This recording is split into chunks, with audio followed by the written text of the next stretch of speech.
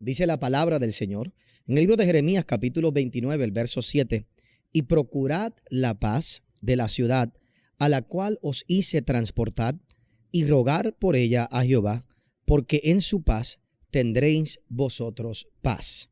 El Señor le acuerda al pueblo de Israel que aunque habían sido llevados esclavos a otras ciudades, específicamente a Babilonia en un momento dado, que era importante que oraran por la paz de esa ciudad para que todo el mundo tuviera paz. Una de las cosas que la gente me pregunta en el día de hoy, ¿cómo orar? ¿Por qué orar? ¿Cómo oro por Putin? ¿Cómo oro por el presidente de Ucrania? ¿Qué tengo que hacer? ¿Cómo oramos y cómo solucionamos esta situación? ¿Cuál es la parte creyente, cristiana que tenemos que hacer durante este tiempo? Estamos viviendo tiempos controversiales, tiempos difíciles, complicados, muchas especulaciones, mucha información quizás hasta falsa, errónea. Y hoy yo quisiera hacer varias cosas. Dentro de un momento, luego de esta entrevista que te quiero presentar, una entrevista muy peculiar que te va a dar un ángulo muy diferente a lo que quizás tú estás viendo en el día de hoy en todas las otras noticias y en todos los otros medios. Te va a ayudar a entender un poquito más este conflicto. Al final, luego de esta entrevista, quiero hacer una oración. Quiero explicarte quizás un poquito de mis posturas con respecto a lo que está ocurriendo en este aspecto de Ucrania y de Rusia. Hay un montón de especulaciones con un montón de creyentes y de cristianos que entienden que esto es parte de las señales del fin, que esto marca la última época, la última temporada, y comenzamos a hacer un sinnúmero de conclusiones sumamente interesantes que a veces causan miedo, causan temor, causan quizás un poco de confusión en la mente de muchas personas. Este programa, por lo general, no lanzo videos como estos, pero me pareció muy curioso esta perspectiva de esta persona que es un abogado argentino que vive en Rusia hace 14 años, casado con una rusa y que muestra una cara diferente del porqué del conflicto de lo que estamos viendo en el día de hoy. Así que quiero que oigas esta entrevista, por favor, presta mucha atención y al final de ella voy a regresar para yo poder darte quizás algunas de mis conclusiones, de mi perspectiva, hablando escatológicamente, hablando de lo que creo que como creyentes debemos hacer. Bueno, hablar de todos esos conceptos por unos minutos. Así que espero que disfrutes de esta entrevista y que tengas un ángulo y una perspectiva diferente a lo que está pasando durante esta temporada. Bueno, contento de estar aquí con ustedes. Queremos ir lo más rápido posible al segmento que tenemos en este momento. Quiero poner algo en contexto y aún para nuestro invitado y por qué también le pedimos que él viniera. Todo el mundo sabe el conflicto que hay entre Rusia y Ucrania en este tiempo. Y sabemos también que la balanza está quizás para un solo lado en ciertas partes del mundo y en otras partes del mundo para el otro lado. O sea, la gente tiene siempre sus opiniones divididas. Y eso a través de diferentes informaciones. A través de diferente información. Aquí pasó un fenómeno bien interesante que una cadena amiga trajo una dama pensando que esta dama iba a defender Ucrania, pero en sus posturas, aunque ella es ucraniana, le da como que validez o por lo menos credibilidad. No de validez, sino como que trata de que la gente entienda qué es lo que está pasando y lo que ocurrió con Rusia. Eso causó en Puerto Rico aquí un revuelo. Esta dama hasta yo creo que la han maltratado aquí en ese sentido. Y es curioso, pastor, porque esa dama es de familia ucraniana y rusa. De los dos. Entonces ella dio una perspectiva diferente a la que se esperaba. Ayer mismo estaba yo en un programa en vivo, surgió este tema, íbamos a hablar de otras cosas, estuvimos hablando como 10, 12 minutos, a lo último decidimos mejor cambiar el tema y tener paz porque las versiones son bien distintas y la visión de geopolítica la gente no la conoce, lo que ha ocurrido. Yo entiendo que este conflicto viene hace más de 30 años, por muchas razones que se tomaron, unas decisiones que se han tomado y palabras que no se han cumplido en un momento dado. Esto no justifica quizás muchas cosas de las que están pasando, nada de lo que está ocurriendo en un sentido, pero nada, pongo eso en contexto también para nuestro invitado que nos está oyendo en el día de hoy. Tenemos a un caballero, abogado argentino que vive en Rusia hace ya unos cuantos años, creo que 13, 14 años vive en Rusia, casado con una dama rusa y lo vimos en una entrevista y nos estuvo muy curioso su perspectiva y aceptó estar aquí con nosotros, así que le agradezco a Nicolás Piñeiro que nos acompañe en esta mañana. Nicolás, Dios le bendiga. Buenos días, ¿cómo está usted? Buenos días, Pastor. Buenos días, Alejandro, Margaret y Irven. Les agradezco muchísimo por haber invitado al programa de ustedes, y también buenos días a todos los puertorriqueños y los latinos que viven en la Florida. Muchas gracias. Gracias por estar ahí conectado. Mire, le puse en contexto por qué también lo invitamos a usted aquí en Puerto Rico. Surgió esta controversia en estos días.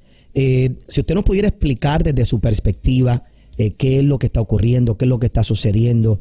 La información que está saliendo en el mundo es la correcta, hay un desbalance. ¿Cómo Nicolás ve esto que está sucediendo en este momento entre Rusia y Ucrania? Bueno, lamentablemente, como cualquier guerra, lo dije anteriormente, siempre duele, ¿no?, que se haya llegado a este punto. Cualquier guerra todos perdemos porque se pierden vidas humanas y, como lo dije anteriormente, terminan siempre falleciendo personas humildes, trabajadores, que lamentablemente no tienen los recursos o la posibilidad de salir, de abandonar sus casas, sus lugares, sus ciudades y emigrar a otro país. Así que ese es el primer lugar, lo que más duele en esta guerra. Segundo lugar, es que es una nación que yo diría es la misma nación. Vos acá en Rusia, yo vine hace 14 años y estudié en la Universidad de la Amistad de los Pueblos Unidos, la RUDN, y me acuerdo que teníamos muchos compañeros de Ucrania y nosotros les preguntamos, ¿usted es ucraniano? Y dice, no, somos rusos de Ucrania. Eso fue algo que entendí bastante bien con el tiempo, y mi mujer es también rusa, pero sus padres son de Ucrania, nació en Ucrania. Entonces ser ruso es como decir ser latino, ¿no? Por eso ya después que hayas nacido en Ucrania o en Rusia o en Bielorrusia, pero Bielorrusia, Rusia y Ucrania son la misma nación. Entonces, obviamente, tener una guerra, un conflicto entre hermanas, la verdad que duele mucho, y todo familiar ruso, lamentablemente, pierde algún familiar en esta guerra.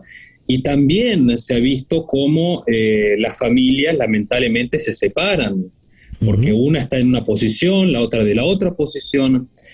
Yo creo que ¿Quién es el responsable en este momento, Nicolás? ¿Quién es el responsable de lo que está ocurriendo? Mira, yo creo que si vamos, ustedes saben de historia, y vos lo repetiste anteriormente, la historia sí es fundamental para entender por qué se llegó a este punto.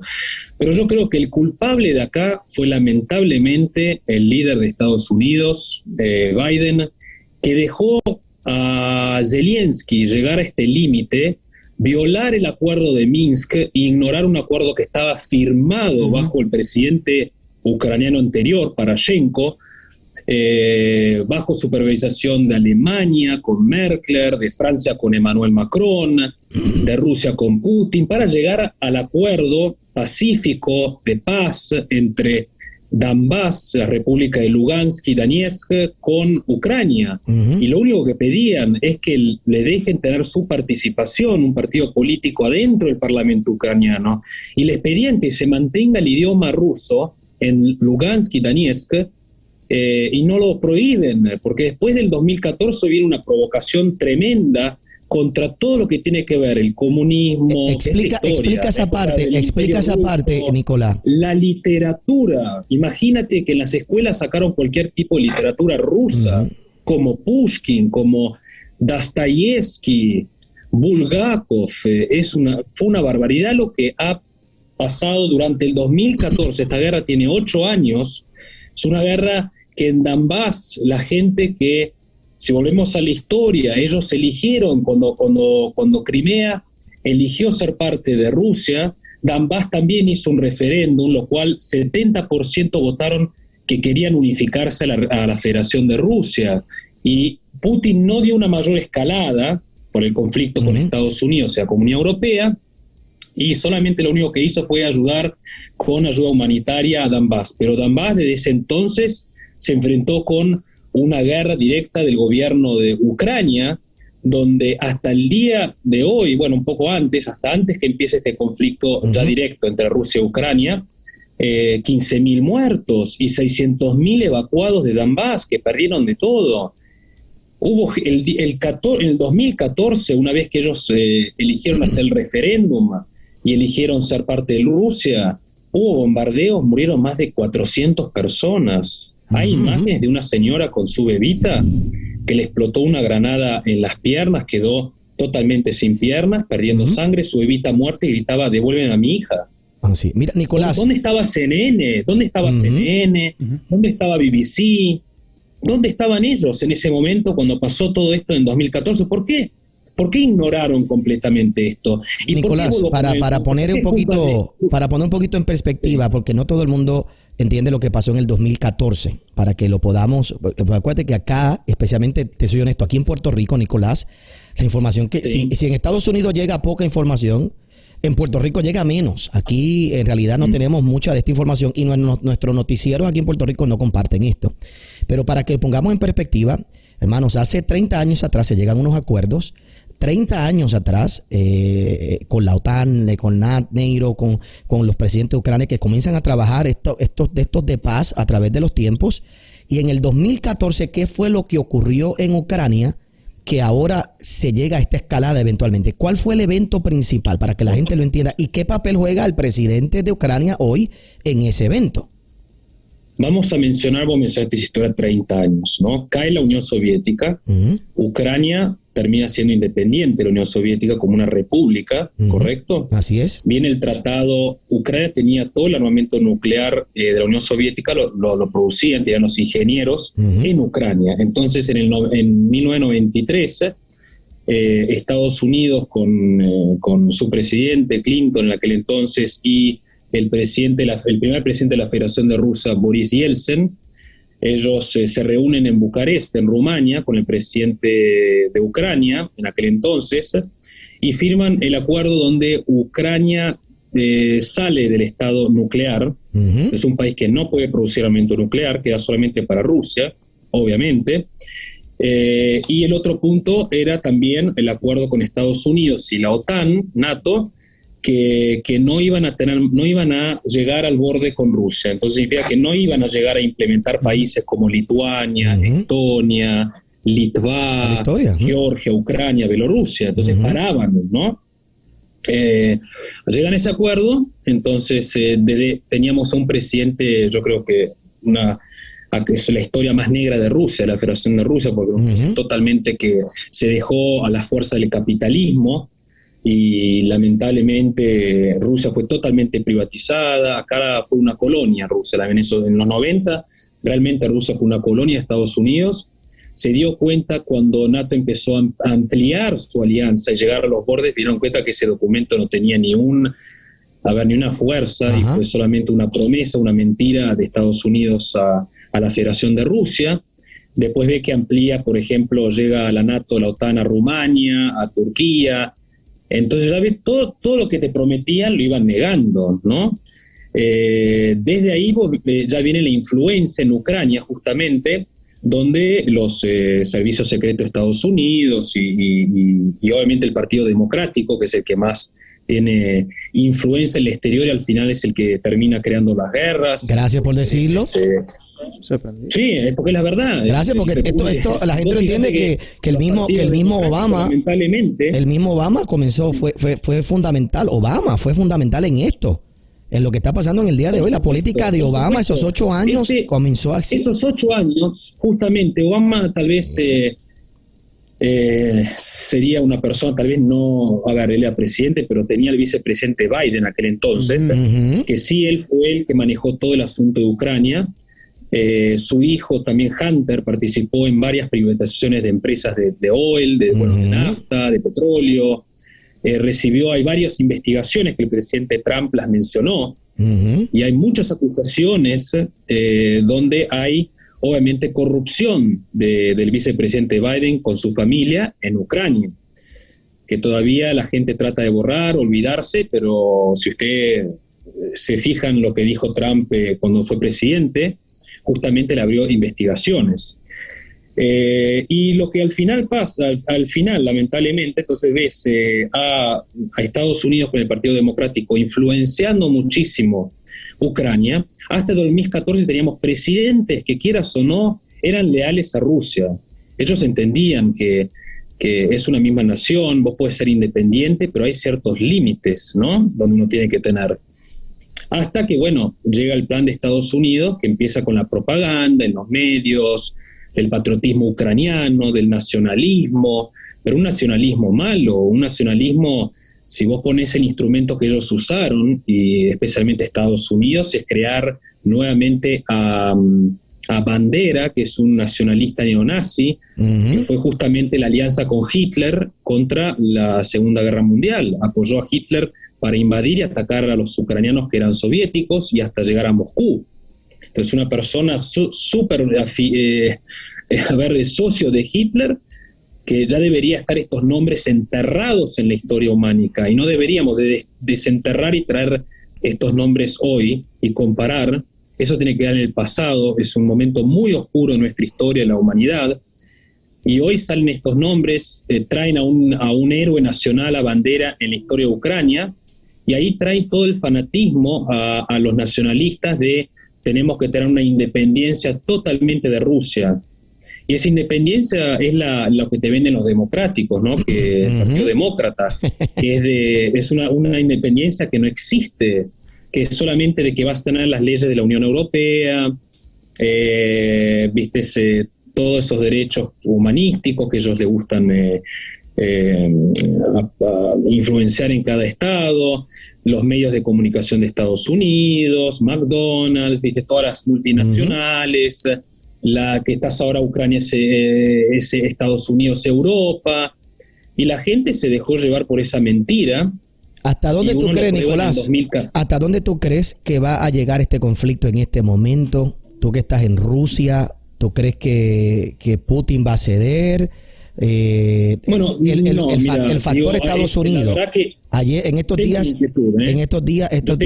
el presidente de Ucrania le dijo a Biden, sea el líder del mundo, por favor, y traiga la paz. Y le pidió a Biden que sea el líder del mundo y que traiga la paz, ¿verdad? Pidiendo escalar básicamente la guerra. Ahora, ¿cómo tú crees que termine este conflicto? ¿Qué, desde tu perspectiva, desde Rusia, con lo que nos has explicado, que conoces, cómo tú lo ves? ¿Qué es lo que va a pasar?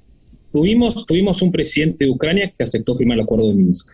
Rusia en ese entonces le dijo a Ucrania que está instrumento, un documento, un contrato que por lo menos podemos trabajar y llegar a la paz.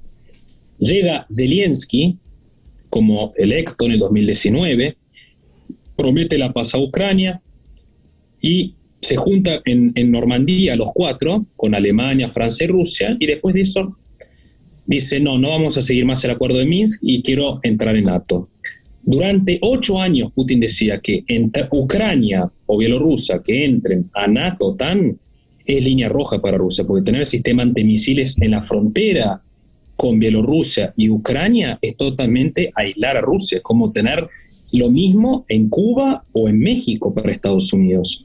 Y Rusia es una potencia. Dije eso ayer y se ofendieron una gente acá, pero sigue. Pero es lo que es, lamentablemente. Son potencias, China, Rusia, hay que entender eso, ¿no? Y él lo explicó bien, lo dijo. No lleguemos a ese punto, lleguemos a la parte diplomática.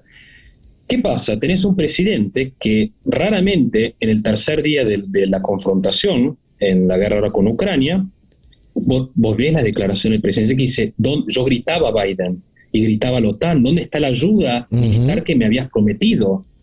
Entonces uno entiende que le engañaron a él diciendo, no hagas el acuerdo de Minsk. Vos llegás a presionar a Rusia porque estaban mandando bases militares.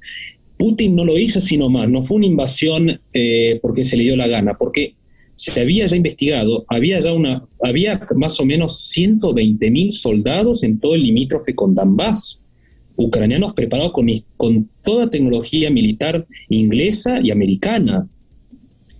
Tenían el 20 de febrero, Zelensky fue a la conferencia de seguridad en Múnich y dijo, queremos retornar el estatus nuclear a Ucrania para volver a producir armamento nuclear. Tenés un presidente que no quiere, lo único que habla es apoyar, seguir fomentando la guerra.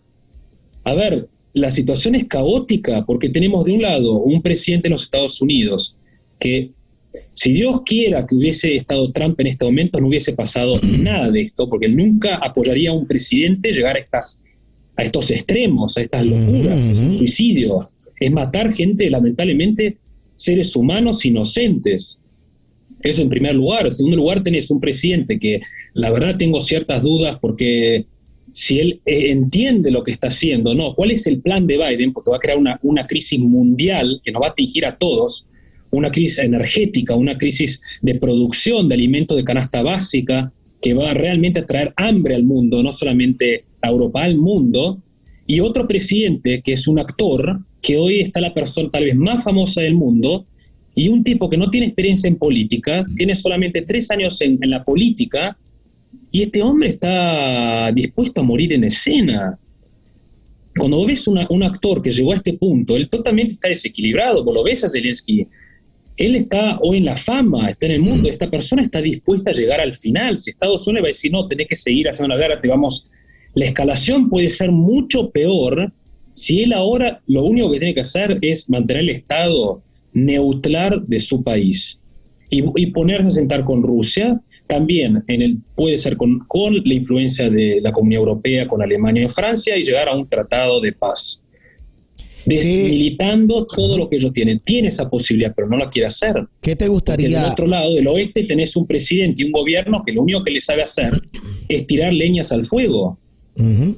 De acuerdo contigo. En los pocos minutos que nos queda, y primero, gracias por compartir esto, parte no tan detallado como usted lo ha dicho y lo ha hecho en el día de hoy, ¿verdad? Pero sí, yo me puse a estudiar la historia y no había podido explicarla con tanto lujo de detalle como usted lo ha hecho, pero quiero que sepa que he causado acá controversia en el día de ayer en un programa donde 7,000 estaciones de televisión se conectan en enlace. Esto causó ayer, cuando yo lo mencioné, me causó un poquito de roce, porque realmente la gente no entiende la parte geopolítica, y yo no justifico lo que Putin está haciendo en este momento de matar gente, pero y toda la situación de la guerra es lamentable, es triste, pero la realidad es que hay que ver qué ocurrió. Ahora, le pregunto, Nicolás, en los pocos minutos que nos quedan, si usted quisiera dejarle un mensaje hoy, nos está oyendo una pequeña islita de tan solo 3 millones de habitantes en el Caribe, en el centro del mundo, y una gran población en el centro de la Florida.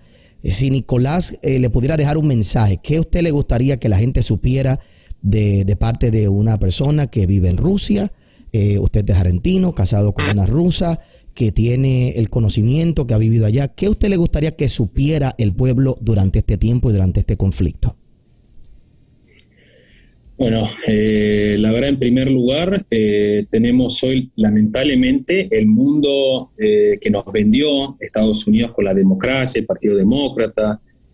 Estamos viendo entender que solamente se puede ver un lado de la moneda, y que esta democracia, donde dice que todos tenemos la posibilidad de expresarse, es totalmente una farsa, una mentira. Me gustaría que realmente todos los países tengan un poco más de independización en lo que es en los medios de comunicación, que hayan programas como el de ustedes, que puedan mostrar de una punta y de la otra punta, para que simplemente el pueblo, la gente, en vez de ser engañada por solamente una posición, que pueda misma tener conciencia y ver y analizar a sí mismo, a ver qué es lo que piensa de cada situación, que hayan estos instrumentos para el pueblo.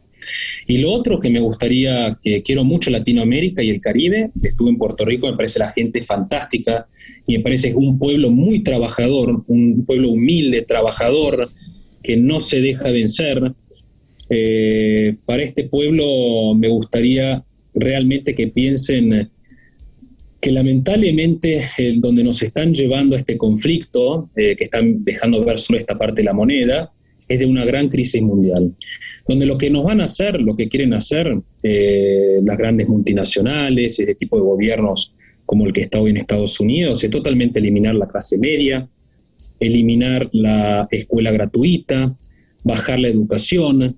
¿Por qué quieren volver a la casta? Quieren volver a la casta de que está la gente de arriba con mucho dinero haciendo los negocios, no existir la clase media para que no hayan derechos al pueblo, al que él paga impuestos y trabaja, y totalmente que la clase trabajadora viva miseria.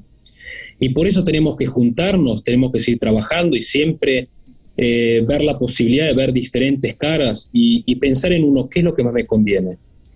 Porque van a ver los precios, van a ver cómo va a subir esto en Estados Unidos, en el mundo va a subir. ¿Y para qué lo hacen? ¿Cuál es ese sentido de Estados Unidos y el presidente de Estados Unidos?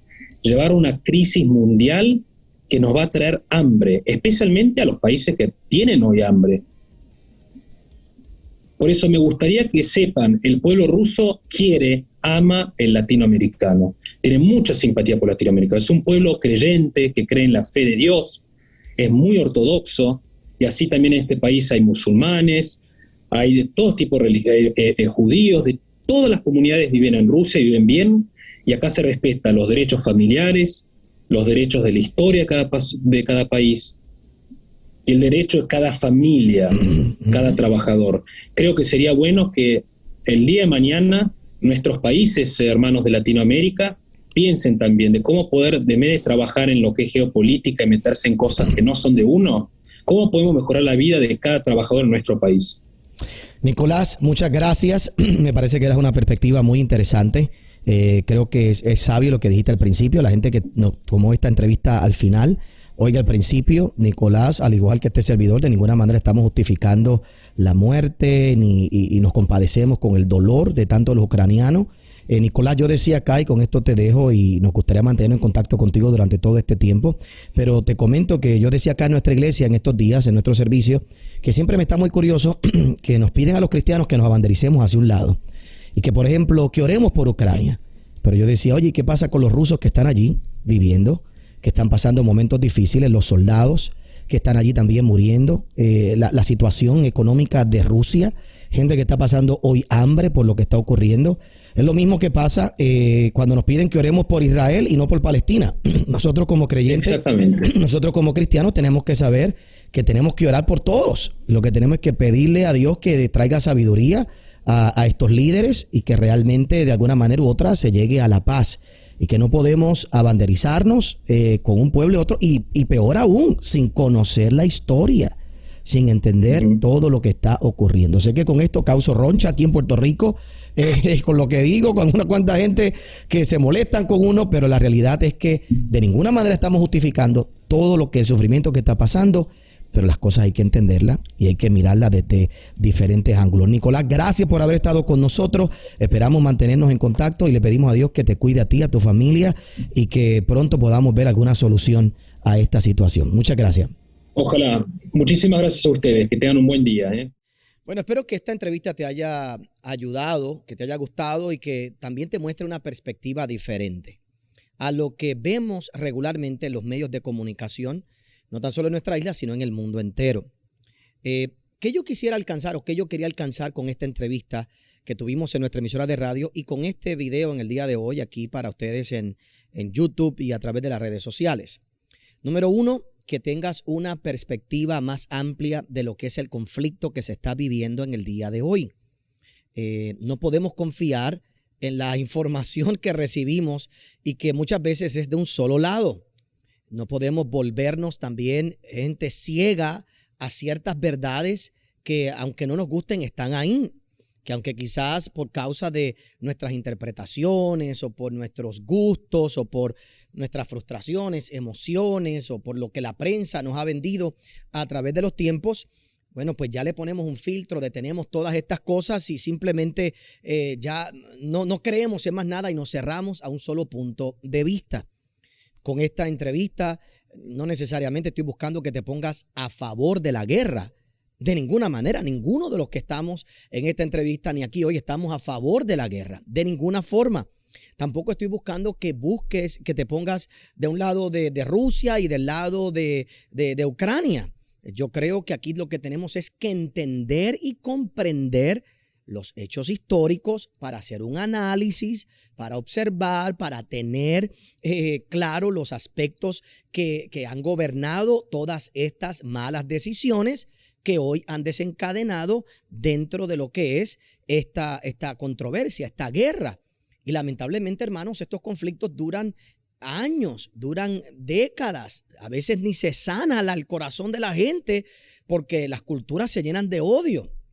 Y es porque no creo que a veces procesemos correctamente y seamos suficientemente racionales para decir, mira, esto fue lo que pasó, esto fue lo que desencadenó estos problemas, tenemos que arreglarlo. Perdonemos, olvidemos este pasado y caminemos de nuevo, arreglemos las cosas, pero nos obstinamos en nuestros puntos de vista, nos encerramos y lo que creamos es odio.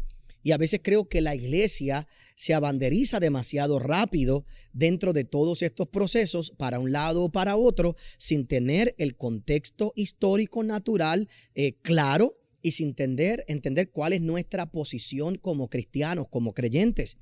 Creo que los ucranianos son creación de Dios y que allí hay muchos hijos de Dios, como también los rusos son creación de Dios y son hijos de Dios. Y también creo que Cristo murió por todos ellos en la cruz del Calvario y que nuestra oración debe ser por paz. Nuestra oración debe ser por paz y nuestra oración debe estar muy clara. No debemos estar a favor nunca de la guerra. Debemos estar a favor de la paz y pedirle a Dios que nuestros líderes tengan sabiduría. Pero al mismo tiempo, hermanos, sepamos que los pueblos tienen líderes que en muchas ocasiones nosotros mismos los escogemos. Los posicionamos en estos lugares con nuestros votos, con nuestras decisiones, con nuestro apoyo y después vemos estas consecuencias y realmente es bien importante que el país y que el pueblo analice, que lo vea, que lo mire. Segundo, te hablo acerca por un momento de mi visión quizás escatológica.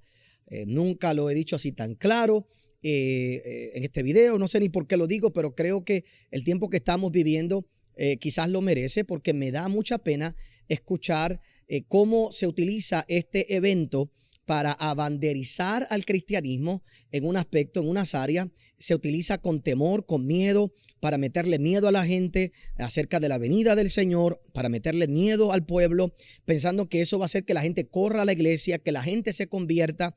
Y yo creo que nada más lejos de la verdad. Si nos convertimos por temor, el día que el temor desaparezca, ese día nuestra conversión también se va. Yo creo que Cristo viene. Y lo digo aquí, usted no me va a ver a mí predicándolo y diciéndolo 24 horas al día, porque creo que también es un mensaje muy controversial dentro de la iglesia y que hay que tener una relación con el Señor Jesús hoy, ahora, en el presente, y que creo que ese es el mensaje más importante de la vida. Creo que una persona tiene que ser salva, entregarle su vida al Señor. Segundo, creo que yo tengo que enseñarle a la gente cómo vivir su vida en el día de hoy para que vivan en plenitud en esta época. Y tercero, pues que creamos en el Señor, en el futuro que va a Dios traer. Entonces yo vuelvo y repito, creo que Cristo viene, creo que hay unas cosas que todavía no se han completado, pero mi perspectiva, por causa de mi estudio, de mi oración, del estudio de la palabra, no porque es un deseo, un capricho mío, sino que luego de estudiar las diferentes posturas, las diferentes interpretaciones, los eventos históricos, la transición de la iglesia. Oye, llevo 27 años siendo pastor, observando, estudiando, pidiéndole revelación al Señor. Bueno, pues me he inclinado al pensamiento que se llama como postmilianista. No es el más famoso hoy, no es el más conocido en el día de hoy, pero quiero que sepas que era básicamente el pensamiento original. Y esto es un término muy escatológico. Básicamente, yo creo en que todos nosotros como cristianos y evangélicos, protestantes, como usted nos quiera llamar, o donde usted se quiera encajonar, creemos en el futuro glorioso de la iglesia. Yo creo que todos estamos de acuerdo en el final glorioso de la iglesia. Donde diferimos es en el camino hacia ese final, y basado a cómo nosotros miramos ese camino, es que interpretamos todos estos eventos. Para algunos, este evento es las señales de las cosas del fin, que es la destrucción. Para mí y para aquellos que creemos en el postmilianismo, lo que nos demuestra es el grande trabajo que todavía nos queda por hacer. La responsabilidad que tenemos todos de hacer un trabajo, de realmente evangelizar y de que Cristo reine en el corazón de todos estos pueblos, y el trabajo que la iglesia tiene que hacer durante esta época, durante esta temporada. Vuelvo y repito, estamos de acuerdo en el final. Estamos de acuerdo en el final. La diferencia es cómo llegamos hasta allí. Yo entiendo, y digo esto con mucho cuidado, con mucho respeto, que una de las grandes diferencias entre el pensamiento que yo he decidido tener como pastor, como ministro, es uno más optimista que el de otros. Otros ven una vida un poquito más pesimista y yo creo que eso tiene sus consecuencias. Yo creo que la iglesia tiene que desarrollarse, levantarse, seguir hacia adelante y que veremos la iglesia gloriosa manifestada en el mundo entero y que Dios se va a manifestar y que vamos a ver esa expresión gloriosa de nuestro Padre Celestial a través de la persona de Jesucristo, que está reinando y reinará para siempre. Así que esa es mi manera de ver esta guerra, este conflicto en este tiempo. La realidad es que, vuelvo y repito, me da mucha tristeza aquellos que están usando esto para meter miedo, para meter temor, para interpretaciones bíblicas, mirando las noticias, cuando la Biblia debe interpretar la Biblia. No debemos interpretar la Biblia por las noticias, por favor. Así que yo espero que ahí esté claro. Número 3, y me gustaría oír tus comentarios y tus críticas también. Así que número 3, oye bien, ¿qué debemos hacer? Como cristianos, ¿qué debemos hacer? ¿Y qué yo estoy haciendo? ¿Y qué me propongo hacer? Bueno, varias cosas. Número 1, debemos orar. Y debemos orar por la paz. Es lo menos que debemos hacer. No abanderizarnos a un lado o hacia otro. Debemos orar por la paz. Por la paz de estas ciudades, por la paz de esta región y por la paz del mundo. Esa debe ser nuestra oración, nuestra petición. Como nuestro Señor Jesucristo nos enseñó a orar. Padre nuestro que estás en los cielos, santificado sea tu nombre. Venga a tu reino. Este es el momento de decir, Señor, venga a tu reino aquí a la tierra. Que haya paz en la tierra. Que haya paz en la tierra. Eso es lo primero que debemos hacer. Ahora, es bien interesante. El que piensa que esto se va a destruir no puede orar por paz. Es más, el que piensa de forma pesimista por todo lo que está pasando, hermanos, ni orar puede o ni orar debe. Porque ¿cómo vas a orar por paz si lo que estás viendo hacia el futuro es todo destrucción y piensas que esto es parte de lo que tiene que pasar? Sería como que contradecir lo mismo que tú crees. Yo puedo orar por paz porque creo que la iglesia tendrá un futuro glorioso y que todavía nos queda mucho trabajo que hacer antes de que llegue esa venida del Señor. Eso es lo que creo. ¿Okay? Y por eso me alineo en esta dirección. Pero no basta solo con orar.